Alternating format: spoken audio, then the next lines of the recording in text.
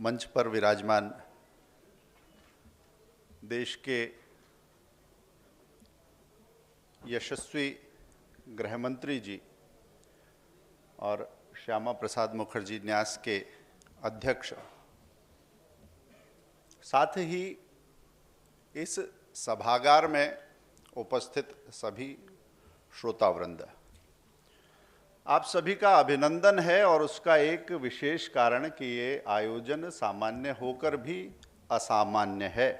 आयोजन तो दिल्ली में बहुत होते हैं, परंतु दिल्ली में लोकतंत्र को पिन मारने वालों के पिन कोड में आज ये वही आंगन है जहां शायद कभी कुर्सी और परिवार का नाता इतना गहरा है, इस दंभ का बीज मन में पला होगा। और आज ये मौका इसलिए भी मुझे विशेष लगता है कि अभी जिन्हें हमने सम्मानित किया वो लोग और पत्रकारिता में मेरे अग्रज लोग, सभी लोग हमारे साथ हैं। और उसके बीच में मेरी या अनिर्बान जी की भूमिका थोड़ी भिन्न प्रकार की हो जाती है, क्योंकि एक और हे राम को देखने वाली पीढ़ी है, रामायण के विभिन्न कांडों का पाठ करने वाली पीढ़ी है, दूसरी ओर एंड्रॉयड के बहुत सारे अपडेट्स के साथ बड़ी हुई दूसरी हुई पीढ़ी है। हम इन दोनों पीढ़ियों के बीच में संवाद के सेतु जैसे हैं, क्योंकि मेरा खुद का जन्म जो है वो इमरजेंसी के बाद ही हुआ है। और जब हम इस आपातकाल की बात करते हैं तो मुझे लगता है कि इसे दो तरह से समझा जाना चाहिए। एक तो आपातकाल से पूर्व की जनमानस में जो भाव था उस भाव का प्रसार कैसे हुआ, और दूसरा आपातकाल की स्थिति आई ऐसा सत्ताधीशों के मन में उस हनक का विस्तार कैसे हुआ। अगर इन दोनों प्रकरणों को देखें तो मुद्दा बहुत छोटा था। गुजरात के एक हॉस्टल में फीस वृद्धि से वो मामला बढ़ा था, और गुजरात इस दृष्टि से भी भारतीय लोकतंत्र का एक महत्वपूर्ण अध्याय हो जाता है। बिहार की तो बात करते हैं, मगर बिहार से पहले गुजरात के मोरबी से वो मामला शुरू हुआ था।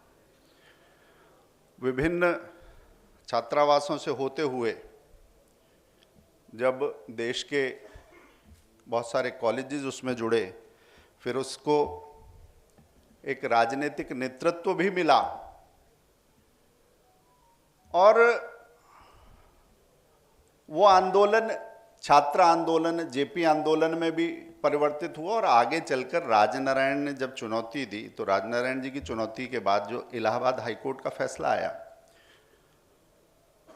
वो भी इसकी कड़ियां हैं विस्तार की और उसकी निष्पत्ति की। परंतु बहुत सारी बातें हैं कि इस आपातकाल की कड़ियों को खंगालना हो तो कैसे जोड़ें, कि ऐसी स्थिति क्यों आई। मुझे लगता है तीन चीजें उससे पहले समझने की हैं कि सत्ता हाथ से गई कैसे। हाईकोर्ट के उस फैसले की बात करें तो सत्ता हाथ में गई कैसे से पहले उसकी चाबी है कि सत्ता हाथ में आई कैसे थी।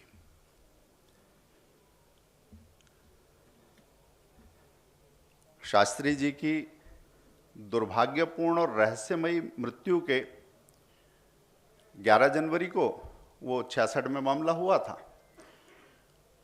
और उसके बाद थोड़े समय के लिए गुलजारी लाल नंदा जी के पास ये सत्ता थी, मगर 24 को उस सत्ता के सूत्र इंदिरा गांधी जी के हाथ में आ गए।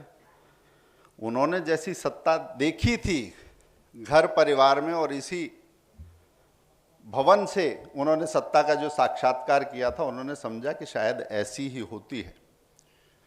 और शायद वो ऐसा भी था कि उनको लगता था कि पारिवारिक भी होती है।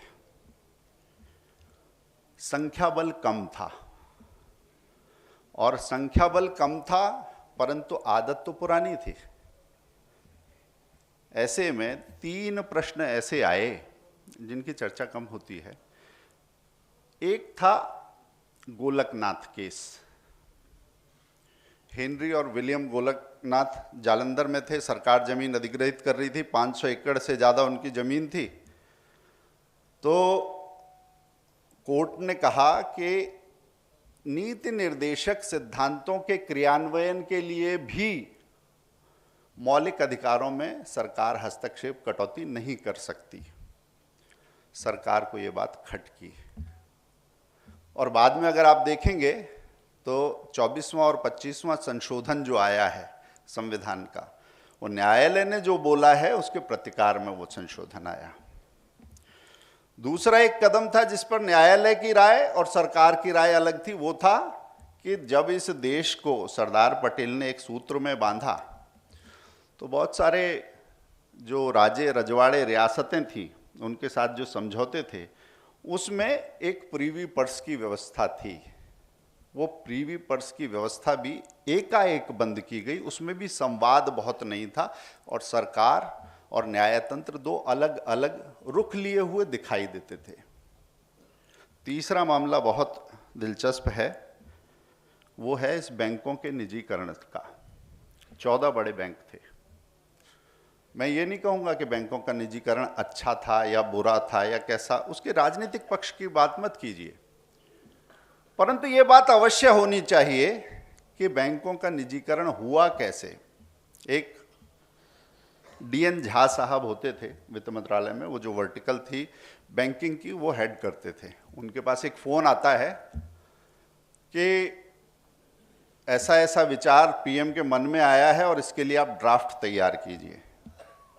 उन्हें शायद 2-3 घंटे का समय दिया गया एक रफ ड्राफ्ट के लिए, और उसके बाद 2 दिन के भीतर वो बैंकिंग कंपनी ऑर्डिनेंस के नाम से वो बिल आता है और आकाशवाणी पे इंदिरा गांधी जी आती हैं और बैंकों का निजीकरण हो जाता है।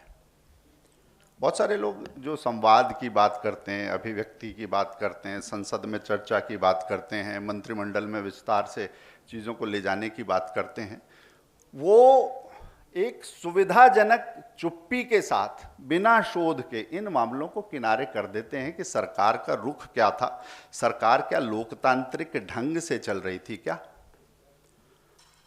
और सरकार जब लोकतांत्रिक ढंग से नहीं चलती तो मुझे लगता है कि हमें बाबा साहब का एक संविधान सभा में उन्होंने एक जो कथन कहा था बहुत तीखा है, मगर उसके मन में, उनके मन में जो भाव रहा होगा उसे समझना चाहिए कि ये संविधान जो है हमारे देश का वो हर दृष्टि से पूर्ण है, मगर ये अगर इसके अंतर्गत भी कोई दोष उत्पन्न हो जाता है तो सत्ता में जो बैठा है वही अधम है, वही नीच है,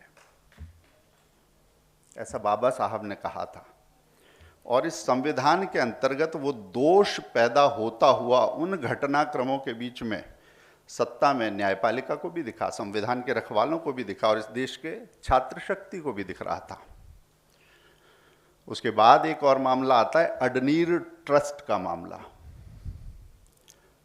केशवानंद भारती मामले के नाम से वो आज सबसे ज़्यादा इतिहास के और भारतीय आधुनिक इतिहास के और कानून के जो छात्र हैं उनके लिए बहुत, क्योंकि इसमें भारतीय संविधान का बेसिक स्ट्रक्चर क्या होगा वो डिफाइन किया गया था। सरकार ने दोबारा से एक संशोधन लेकर आई थी सरकार मौलिक अधिकारों के लिए, शायद 39वां और 41वां संशोधन है। और अब कभी ईवीएम पर उंगली उठाना, इस पर उंगली उठाना, उस पर उंगली उठाना, ये बातें होती हैं और उसके पक्ष में लोग खड़े होते हैं, परंतु भूल जाते हैं कि उस समय सरकार क्या संशोधन लेकर आई थी। इंदिरा गांधी जी का विचार था कि इस देश में प्रधानमंत्री, राष्ट्रपति, उपराष्ट्रपति और लोकसभा अध्यक्ष, इन सब का जो भी चुनाव होता है, उनका निर्वाचन होता है, चयन होता है, उसकी वो किसी भी तरह से न्यायालय में नहीं लाया जा सकता। उन्हें न्याय के कटघरे से अलग रखा जाना चाहिए, ऐसा उनका विचार था। और केशवानंद भारती मामले के बाद जब ये मामला आया आगे, तो जो संविधान की जो सुप्रीम कोर्ट की पीठ थी, उसने इसे खारिज कर दिया। अब दोनों ही मामलों में, जो पहले वाला मामला था जिसमें केशवानंद भारती मामला जब सेटल हुआ तब, और ये संशोधन आया तब, दोनों महत्वपूर्ण दो घटनाएं हुई। मैं संक्षेप में कहूंगा कि पहले वाले में जैसे ही सरकार के रुख से अलग न्यायपालिका दिखी, 6-7 के बहुमत से वो डिवाइडेड एक फैसला था, तो उसके अगले ही दिन जिन्होंने सरकार के रुख का समर्थन नहीं किया, ऐसे एक न्यायाधीश जो सुप्रीम कोर्ट के न्यायमूर्ति थे, A.N. रे साहब, उनको फोन जाता है और कहा जाता है कि क्या आप इस देश के सुप्रीम कोर्ट के मुख्य न्यायाधीश बनने को सहमत हैं, राजी हैं, तैयार हैं? वो कुछ कहें उससे पहले कहते हैं 2 घंटे का समय, हमें जवाब दो। 2 घंटे के बाद जवाब जो देना था वो जवाब देते हैं और वो मुख्य न्यायाधीश बना दिए जाते हैं। और मुख्य न्यायाधीश बनाने में भी एक खेल जो समझने की बात है, न्यायमूर्ति शेलॉट, न्यायमूर्ति हेगड़े और न्यायमूर्ति ग्रोवर, 3 नाम ऐसे थे जिन्होंने सरकार के रुख का विरोध किया। तो उन 3 नामों को नीचे करते हुए वरिष्ठता क्रम में आज जो न्यायपालिका की बात करते हैं, संविधान की रक्षा की बात करते हैं, उन लोगों ने सुप्रीम कोर्ट की वरीयता का वो क्रम तोड़ दिया।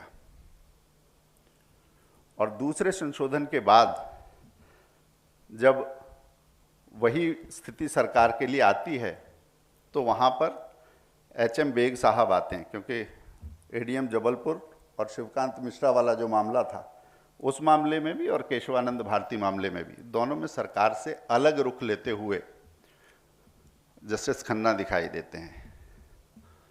तो इस देश की न्यायपालिका को नतमस्तक करने की जिद, इस देश की ब्यूरोक्रेसी को घुटनों चलाने की का एक हठ, इस देश के लोकतंत्र को नष्ट करना या उसको मनमाने तरीके से व्याख्यायित करना कि नहीं हमारे चुनाव को भी कोई चुनौती नहीं देगा, हमारे निर्वाचन को भी कोई चुनौती नहीं देगा, इस देश में मौलिक अधिकारों की भी कोई जगह नहीं होगी। तो जब हल्के बहुमत के साथ आई थी, उसके बाद जब 71 में सीटें 352 हुई तो लगा कि अब हमारी ताकत ज़्यादा है। तो इस पलटवार, इस कसक और टीस की परिणति थी इस देश में आपातकाल लगना। और मुझे लगता है कि आज ये भारतीय लोकतंत्र का जीवंत मंच आज उसी आंगन में सजा है। शोधार्थी हैं, राजनीतिक क्षेत्र के, समाज क्षेत्र के, पत्रकारिता क्षेत्र के, अलग अलग रुख मत रखने वाले लोग होंगे, परंतु उस संघर्ष को, उस कलुष कथाओं को जिनकी चर्चा नहीं होती, हम उस समाज के बीच में ले जाएं जिसके लिए कहा तो जाता है कि दुनिया का सबसे जीवंत, सबसे वाइब्रेंट लोकतंत्र है, मगर उस लोकतंत्र ने कैसा आघात काल झेला है 21 महीने का, आज उस आघात काल को समझने का समय है। मैं ज़्यादा समय ना लेते हुए और इस विषय के अधिक बड़े विद्वान इस सभागार में भी हैं और मंच पर, तो हम सब जिनको सुनने के लिए उत्सुक हैं, अमित भाई हमारे साथ हैं, मैं उनकी बात अधिक सुनना चाहूँगा। इसके साथ ही मैं अपनी वाणी को विराम दूंगा कि इस विषय को आगे लेकर जाना, उस पर चर्चा और शोध करना अभी बाकी है। 50 साल हुए मगर कहानी पूरी दुनिया में लेकर जाने का काम अभी बाकी है। धन्यवाद।